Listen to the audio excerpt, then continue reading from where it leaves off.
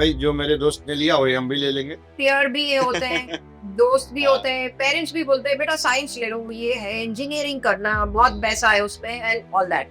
आप अगर मैकडोनल्ड जाते हैं, आप 3 वहाँ पे काउंटर्स बने, तो आप कौन सी लाइन चूज करते हैं, जिसमें लॉन्ग क्यू है या जहाँ पे आपको कम लोग दिख रहे हैं? कम होते हैं वहाँ पे, जल्दी से ऑब्वियसली मिल आपका जाएगा। नंबर जल्दी आएगा। So this is the same thing you should do when you are choosing your career. देखिए, अब तो सीबीएसई आईसीएसई ने भी कंपलसरी कर दिया है करियर काउंसलिंग, फिर भी इसको सीरियसली नहीं लिया जा रहा है। मैं बहुत स्कूल्स में काम करती हूँ और मैं देखती हूँ वहाँ काउंसलिंग सेल भी प्रॉपर नहीं है। प्रॉपर है तो प्रॉपरली ट्रेन्ड पर्सन नहीं है, काउंसलर्स नहीं है। काउंसलर्स नहीं है, because it's a cost. Package is secondary. Like in Three Idiots, the message was this only: run after excellence. Money will follow. Money हमेशा सेकेंडरी है। अगर आप काम के लिए पैशनेट नहीं है, पैसा आएगा भी तो आपको स्ट्रेस इतना कर देगा कि आप खुश नहीं रह पाएंगे, और या तो आएगा ही नहीं।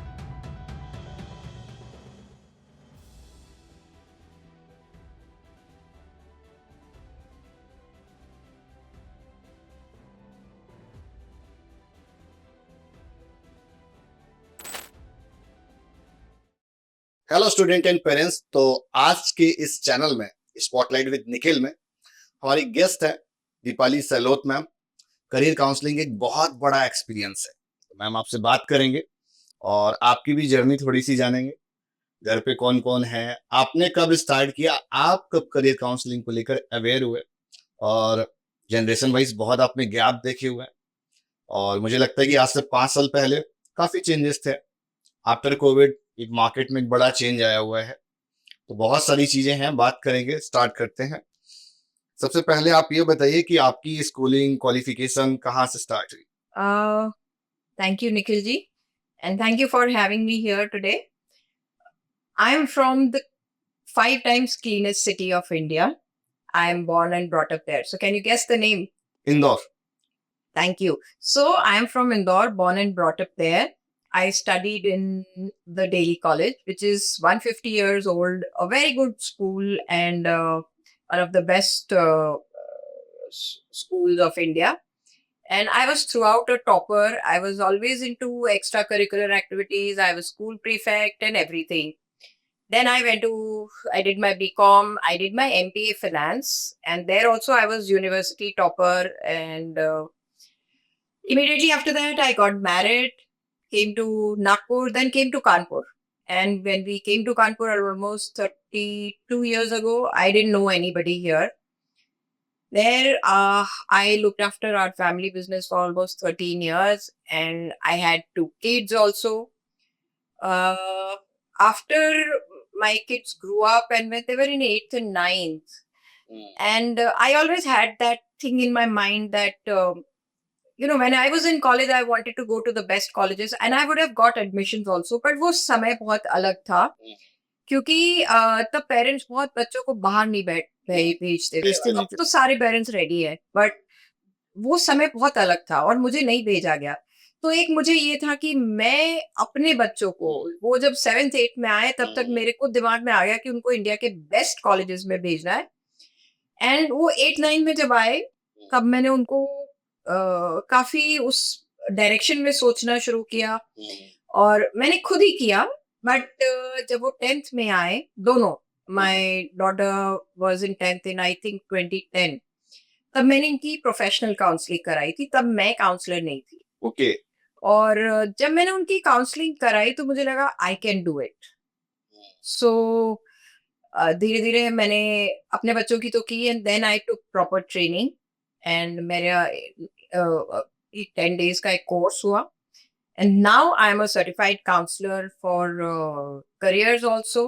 I'm a parenting coach also. I am a certified parenting coach and I am also a study abroad counselor, and all these certifications I have. And जब ये मुझे शुरू करना था, तो जब अपने ही बच्चों पे एक्सपेरिमेंट किया and it was successful and thankfully my both kids went to India's best colleges, so I feel I am a very accomplished mother. किस कॉलेज में है।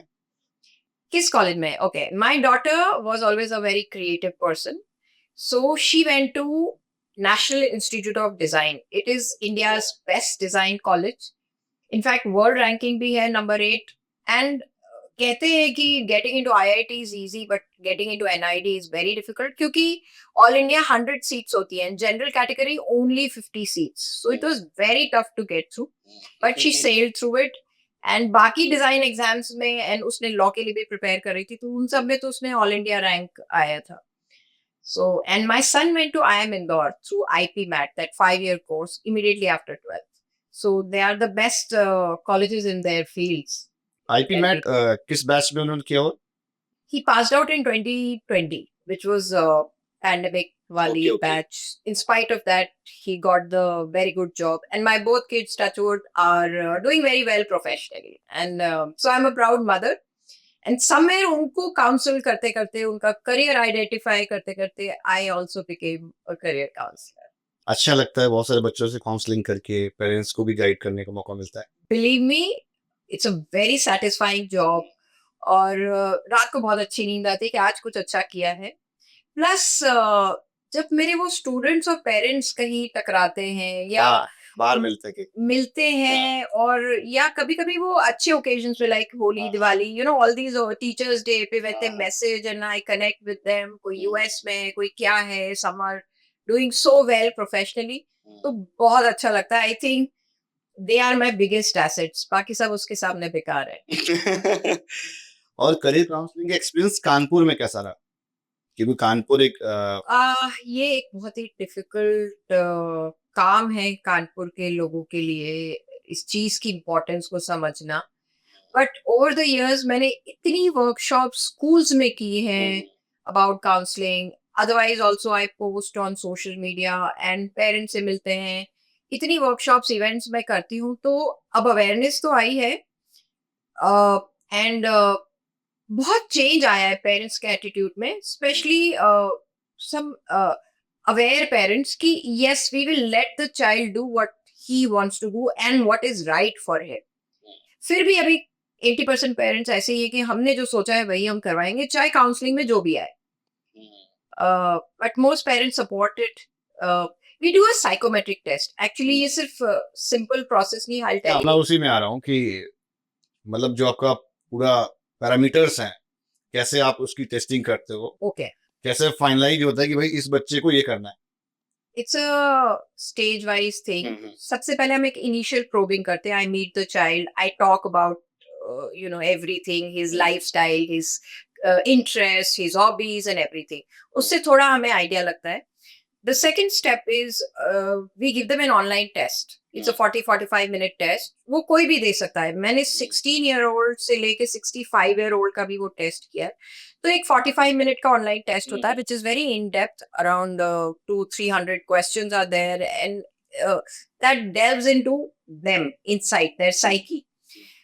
उस टेस्ट की हम रिपोर्ट जनरेट करते हैं, एंड उसको मैं एनालाइज करती हूँ, that takes time, and I add the taraka of my years of experience into it.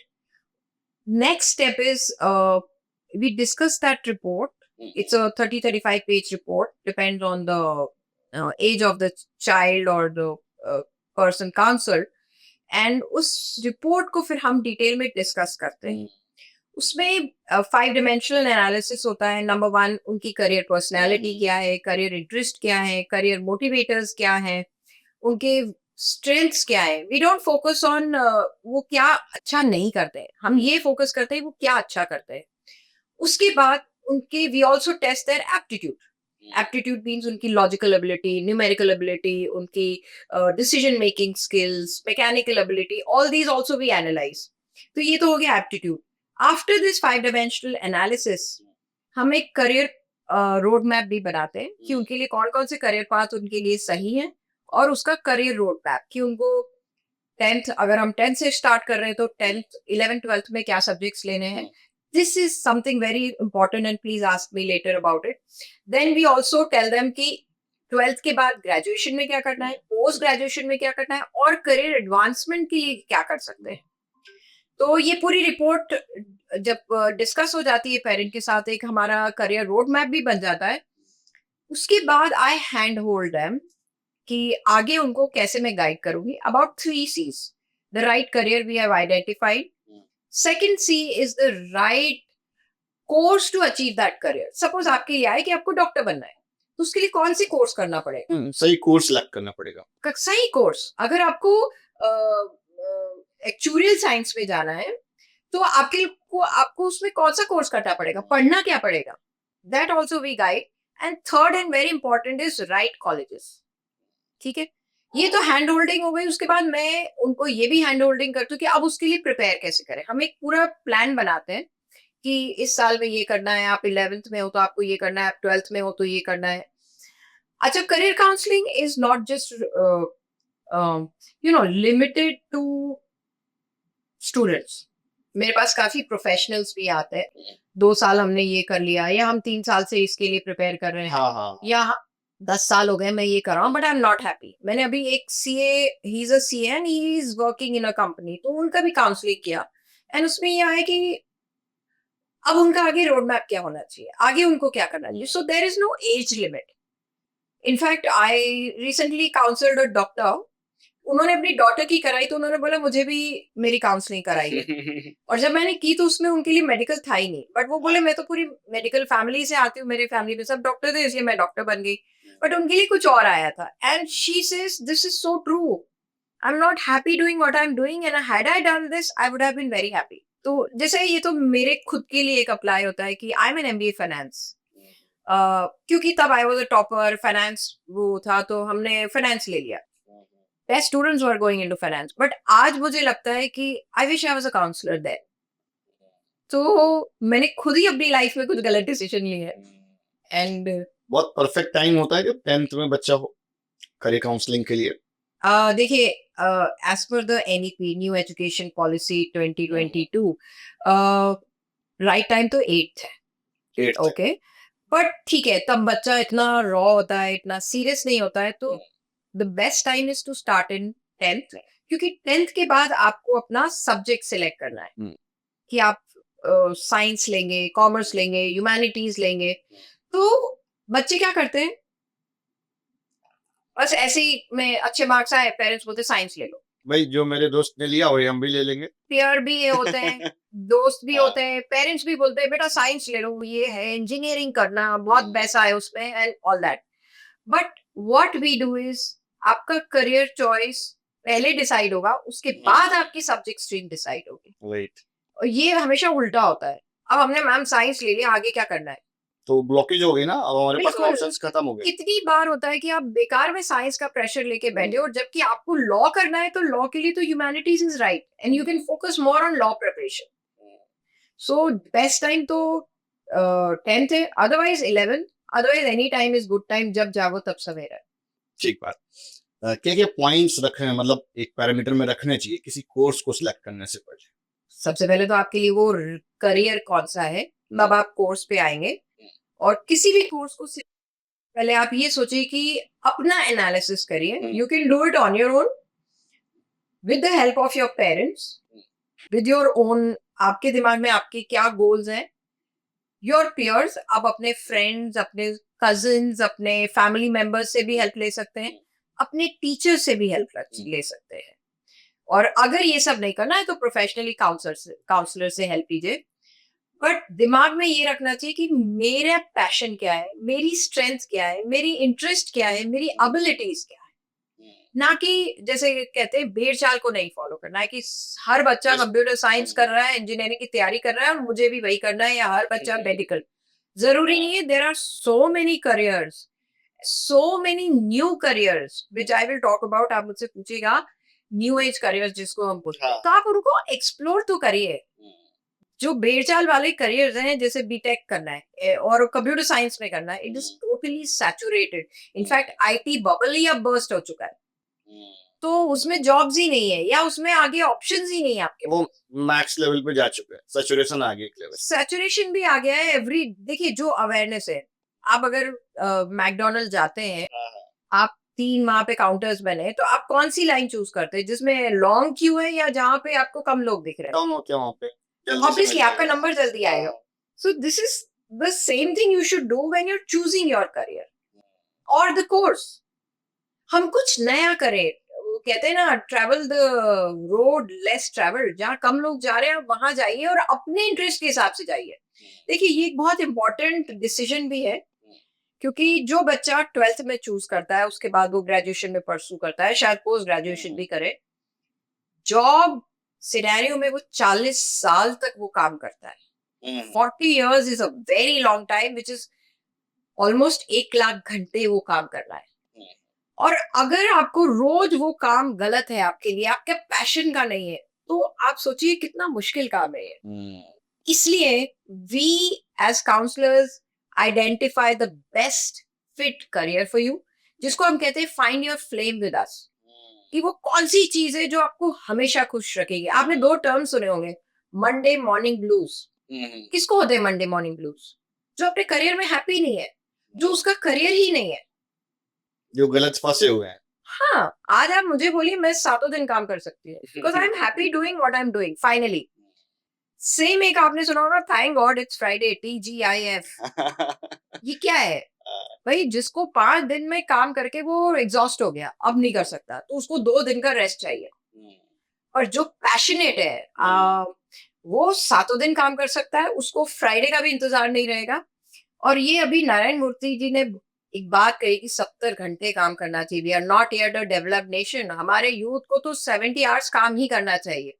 तो वो वही काम कर पाए, and I agreed with him. बहुत लोगों ने उसको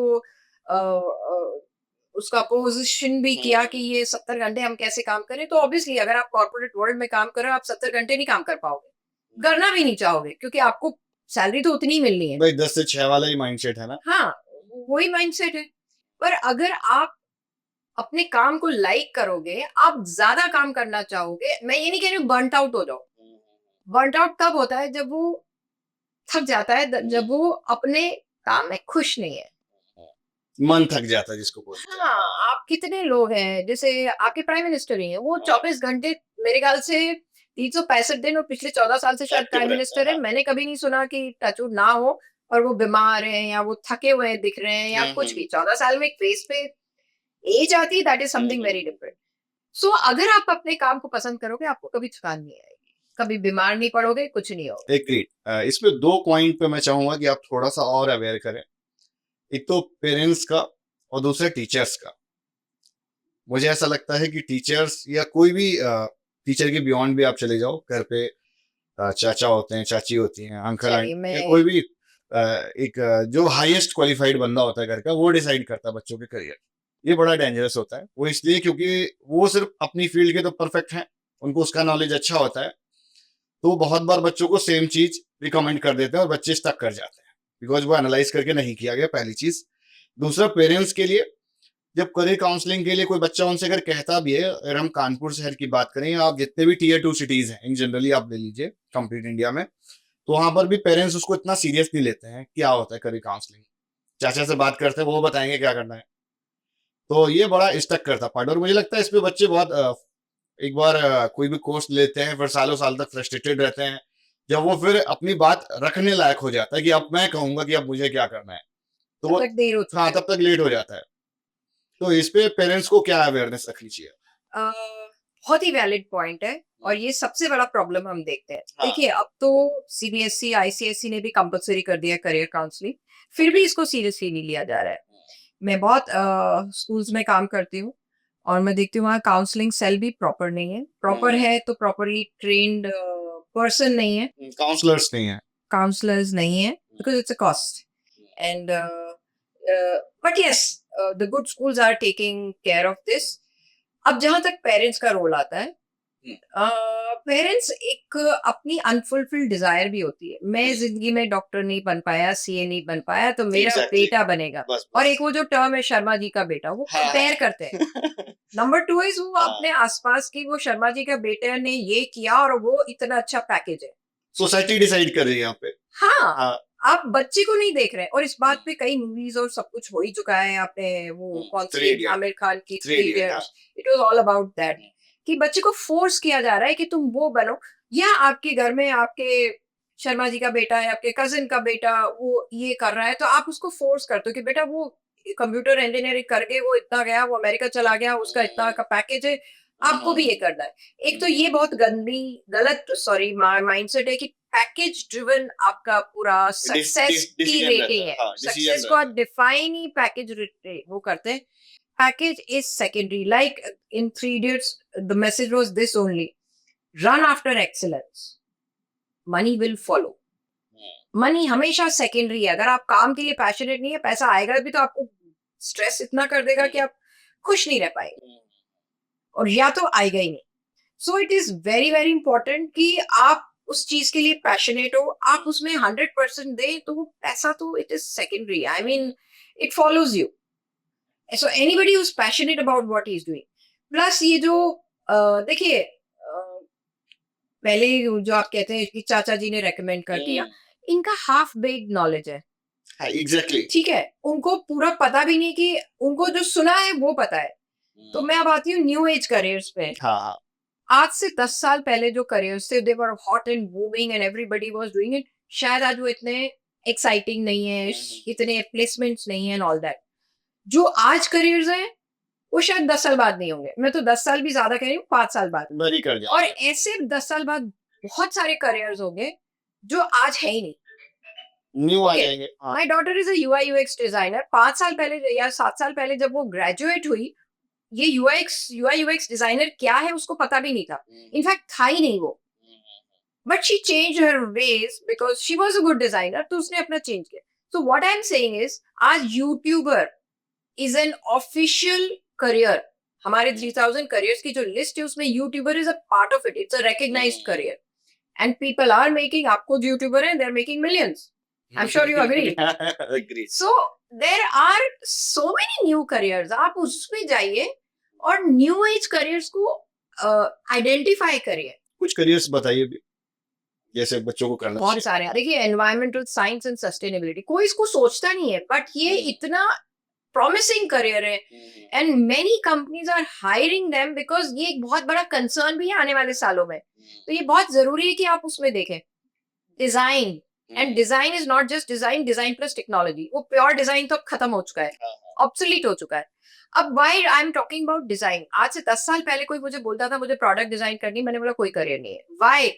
बिकॉज पहले सब कुछ चाइना से आ रहा था, but now design in India, vocal for local. अगर ये वोकल फॉर लोकल या आत्मनिर्भर भारत इम्प्लीमेंट हो रहा है, विच इज रियलिटी, ये सिर्फ एक जुमले नहीं है। तो अगर मेड इन इंडिया होगा, मेक इन इंडिया, तो डिजाइन इन इंडिया भी होगा। मैं आपको एक छोटा सा एग्जांपल देती हूँ। पहले सारी वॉल टाइल्स और ये सब चाइना से आ रही थी, कजारिया सोमानी ये सब अपना स्टैंप लगाते थे और इंडिया में बेच रहे थे। मोरवी गुजरात में अब सब बन रहा है। अगर ये सब इंडिया में बन रहा है तो डिजाइन कौन करेगा? Ceramic designer. अब ये जो चाचा मामा ये जो सजेस्ट करते हैं, वो तो जानते भी नहीं है ये सिरेमिक डिजाइनिंग कुछ होता है। वो यूआई यूएक्स डिजाइनर जो आप पूरे टाइम उसको यूज कर रहे हैं, यूआई यूएक्स, वो उसको जानते भी नहीं, तो वो क्या गाइड करेंगे? That is where we as counsellor play that role. And जब जो काउंसलिंग करा लेता है वो तो they are always happy with what we have done. 5 trending courses अभी कौन से हैं? अगर हम 2024 की बात करें। आईओडी, इंटरनेट ऑफ थिंग्स, मैंने आपको जो एनवायरमेंटल साइंस बताया, data science and data analysis, it's a big thing now. Data analytics. Analytics, then design is a booming career. और बस अब उसको ये है कि पेरेंट्स उसको इतना वो नहीं कर रहे हैं। And what I would suggest is BTech में भी नए courses AI related, they are also there. Specialisations आगे लटो। बहुत सब स्पेशल है। अगर आप मैं आपको फैशन डिजाइन की बात करूं, there are 44 specialisations in fashion design. तो आप समय के साथ अपनी करियर चॉइस करिए और अपने आप को इतना स्ट्रॉन्ग करिए कि वो करियर बदलना भी पड़े तो हम उसको we are able to navigate. वो कैसे स्ट्रॉन्ग करते हैं उसके भी है कि आप अवेयर रहिए मार्केट में क्या हो रहा है, अपने आप को अडेप्ट करिए, which is very very important कि समय के साथ बदलना भी बहुत जरूरी है। आज हम 10 साल पहले जिस तरीके से काम करते थे और आज बहुत फर्क आ चेंज गया। हो गया। Every business, so you have to be very adaptable, you have to be aware about everything कि क्या बाजार में चल रहा है, मार्केट ट्रेंड्स क्या है, नई चीजें क्या हो रही है, वो भी करना बहुत जरूरी है। And it is very important to have good communication skills. ये एक बहुत बड़ा प्रॉब्लम है कानपुर में। बच्चे और पेरेंट्स भी उस चीज को बहुत सीरियसली नहीं लेते।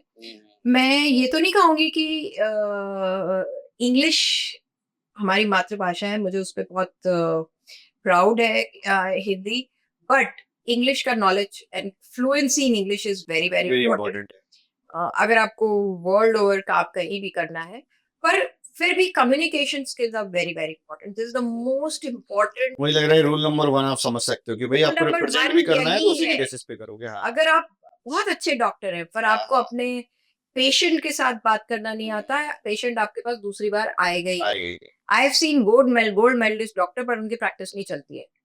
बट जो डॉक्टर का पीआर बहुत अच्छा है, कम्युनिकेशन स्किल्स बहुत अच्छी है, पेशेंट्स दौड़ के आते हैं। सो this is applicable in every field. तो आप चाहे जिस फील्ड में जाएं, आप मैं जो भी कोई काम कर रहा है, हम 80% ऑफ द टाइम क्या करते हैं? कम्युनिकेट करते हैं। हाँ, बात तो अगर वही स्किल्स नहीं है, तो ना आप अच्छे बिजनेसमैन बन सकते हैं, ना डॉक्टर बन सकते हैं, ना इंजीनियर बन सकते हैं, ना डिजाइनर बन सकते हैं, कुछ भी नहीं कर सकते हैं। सो ये स्किल तो बहुत जरूरी है, नंबर 1। 2 पॉइंट और एक तो क्लैट के बारे में और आईपी मैट के बारे में। CLAT.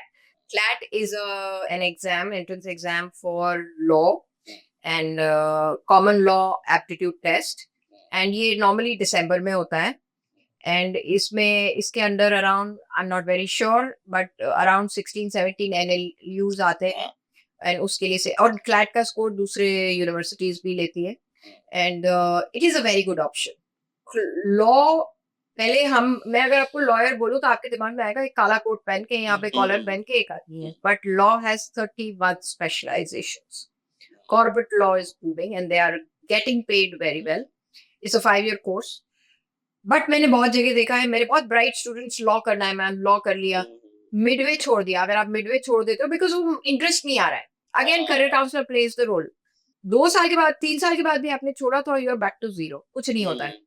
आई हैव सीन मेरे स्टूडेंट्स जो उन्होंने लॉ किया 5 साल बाद and suddenly they realise law is not for me. Plus as a lawyer the whole scenario has changed a lot.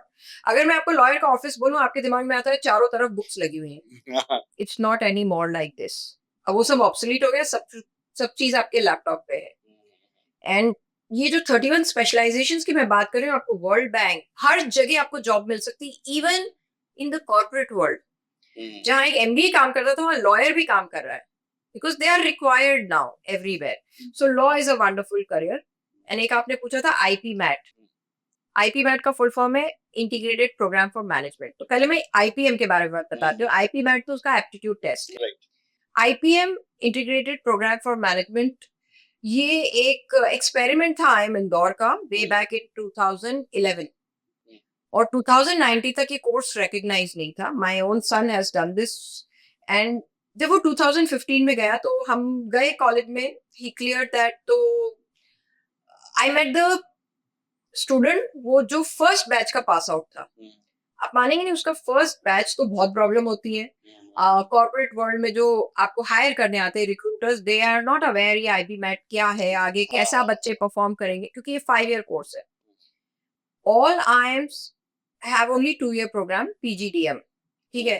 तो ये 3 years उन्होंने लिबरल आर्ट्स के ऐड किए कि हम उन बच्चों को वैसे ट्रेन करेंगे जैसा हम एक एमबीए में से एक्सपेक्ट करते हैं, एमबीए एस्पिरेंट से एक्सपेक्ट करते हैं। And for those 3 years they train you for that. It's a BA programme.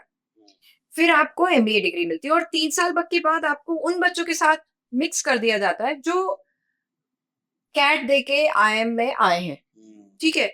So but मैं ये कह रही थी कि ये जो प्रोग्राम है it is very good programme, because आप आगे कैट तो देंगे, आप 4 साल का इंजीनियरिंग करेंगे, फिर आप 1 आध साल का ब्रेक लेंगे, वर्क एक्स बहुत जरूरी है, वर्क एक्स लेंगे, उसके बाद आप सिलेक्ट होंगे। नहीं सिलेक्ट नहीं, उसके पहले प्रिपेयर भी करेंगे 1 साल, हाँ, 1 साल ठीक है। प्रिपेयर किया, फिर आपने दिया, तो आप करीब 25 के हो जाते हैं, आराम से 20-25 के हो जाते हैं, क्योंकि हो सकता है आप ब्रेक एक गैप ईयर इंजीनियरिंग की प्रिपरेशन के लिए करें, ठीक है।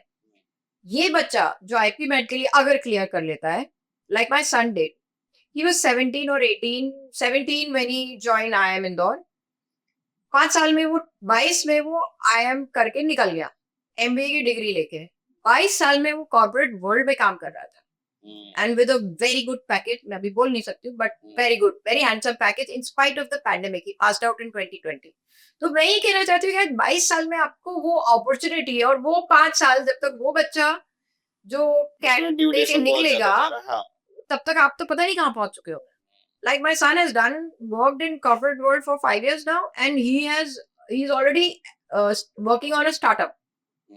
And वो जॉब छोड़ के अब तो स्टार्टअप कर रहा है.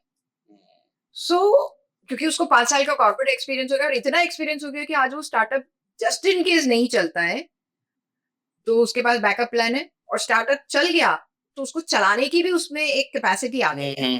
राइट.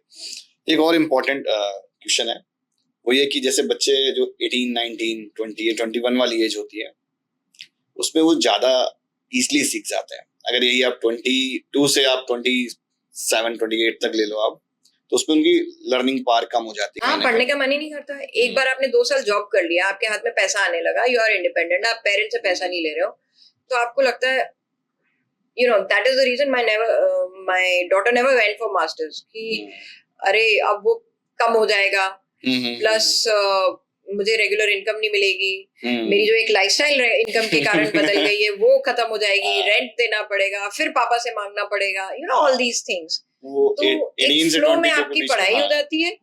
बट अगर आप कैट के थ्रू जाते हैं तो you definitely have a better chance to get through if you have work ex, which is work का एक अपना वेटेज लगता है उसमें. बिल्कुल लगता है. और मुझे लगता है उस पर डिफिकल्ट भी है ज्यादा. Definitely very difficult, and number of aspirants are very high. हालांकि अब तो आईपी मैट में भी इतनी आईपीएम कोर्स के एंट्रेंस के लिए भी इतनी अवेयरनेस हो गई कि lot of people are applying, and कुछ ज्यादा ही मैं कहूंगी उसको ज्यादा मार्केट भी कर दिया गया है, विच इज नॉट फेयर. तो जो हर बच्चे को बोल दिया तुम आईपी मैट कर सकते हो, तो वो बच्चा 2 साल तक परेशान होता रहता है. वो तो चलिए एक मार्केटिंग गिग है उन मार्केटर्स का जो आईपीएम सेल कर रहे हैं. So that I am not very happy with. Thank you so much ma'am, आपने होपफुली काफी करियर काउंसलिंग वाला पार्ट को कवर किया हुआ है. तो उम्मीद करता हूँ स्टूडेंट, पेरेंट्स और जो लोग काउंसलर बनना भी चाह रहे होंगे या जो इस फील्ड में होंगे, उनको काफी सारी चीजें सीखने का भी मौका मिला होगा. किड्स पिन की इसमें भी बहुत ब्रॉड है, इसकी एक इम्पोर्टेंस है, उसको समझना बहुत जरूरी है. एक तरह की है जिससे आपका करियर और पाथ बहुत सिस्टमैटिक हो जाता है. Thank you so much ma'am. Thank you so much for having me here. And एक बात मैं आपको कहना चाहूंगी कि ये एक बहुत इम्पोर्टेंट लाइफ डिसीजन है. सो करियर को कोई भी पेरेंट या स्टूडेंट हल्के में ना ले, because this has to be, it's a life decision. And बात, और जब उनको लगे दे शुड सी, कि ये कभी नहीं सोचना चाहिए कि मैं लेट हो गया इसके लिए. Any time is right for career counselling. जो लोग आपसे कराना चाह रहे होंगे उसके लिए कुछ कॉन्टेक्ट नंबर वगैरह होगा? You can share in the link, and they can always connect with me. And I'm practicing since last 17 years, and I have my own academy, Innovia Academy, under which I do this career counseling, and we also prepare for various competitive exams after 12th. Okay, तो भाई number description में है. जो लोग reach out करना चाह रहे हैं, किसी भी एज, मतलब कोई भी एज हो, एज नहीं मैटर करती करियर काउंसलिंग में, तो आप मैम को रीच आउट कर सकते हैं.